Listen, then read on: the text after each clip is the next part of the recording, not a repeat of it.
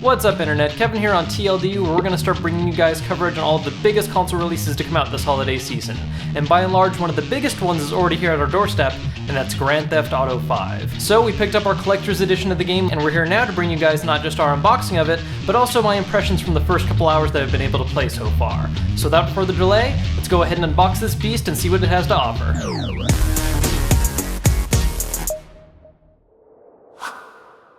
So here it is, the collector's edition of Grand Theft Auto 5, which set us back a healthy $150 before taxes. Now on the outside of the box we have a depiction of the game's main cover art, along with snippets of popular concept art put on the sides and back, with the game's logo on top. Cracking this thing open, we find another, sturdier box that contains all of the contents, once again featuring the game's logo on top, and on the bottom we see Rockstar Games' logo.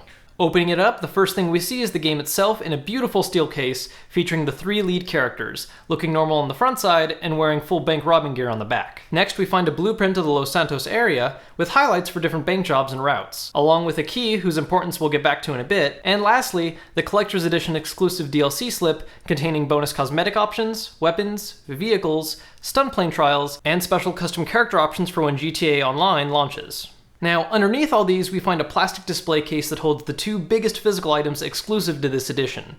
A New Era snapback cap with the GTA 5 logo and the words Los Santos on it, and an actual, functional safety deposit bag. This is of course where our key comes in, giving owners of this collector's edition a good way to keep their most precious valuables safe. As you can see, I'm stuffing my most important security rations in here. Let us know what you guys would want to hide in as well in the comments. Now going back to the game's steel case, after popping it open we see both discs for the Xbox 360 version of the game, one for an 8GB install and the other for actual gameplay, alongside a full color map of the Los Santos region, as is standard with several past GTA titles. So the big question as always when it comes to any collector's edition is, was it worth the price tag? And my answer to that is, eh. Now the hat is a nice touch for those of you that like to wear caps, and the security deposit bag is definitely on the list of more unique goodies to be in a collector's edition, but once you put those aside, you get the normal list of just bonus in-game DLC with a couple random pieces of paper. For an extra $90 over the game's regular value, it definitely feels a bit steep, and me personally, I just didn't feel very justified with the amount of extra money we spent, though of course this is coming from someone that doesn't normally wear caps,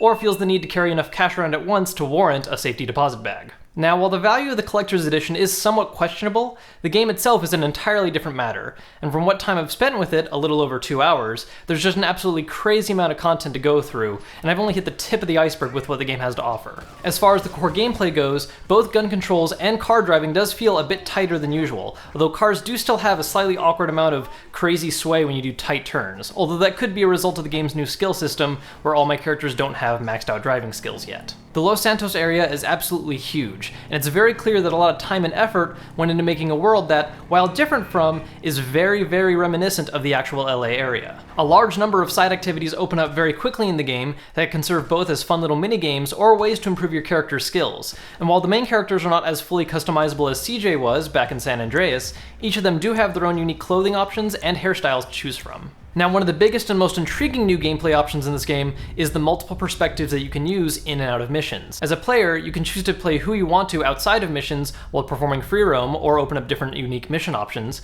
or during major missions that feature all the characters, you can on the fly switch between which one you're using, which each serve different roles on the mission itself. Now, while you can choose which character you take control of, the game does have the nifty little feature of allowing you to quickly switch which one you're controlling based on whoever is most relevant to the current situation by just tapping down on the character select button. Now, like I said, these are just my impressions from the first couple hours of the game. There's still a lot more content I have to get through, but what hopes I've had for it are so far holding true. And I plan to lose myself absolutely in the next couple of days so I can bring you guys my full proper review of it. So to make sure that you guys don't miss out on that full review, please make sure to subscribe. And if you've been enjoying this content, please hit that like button to let us know. Also, if you guys just can't wait for the full review and want to pick up the game for yourselves right away, check out the links in the description.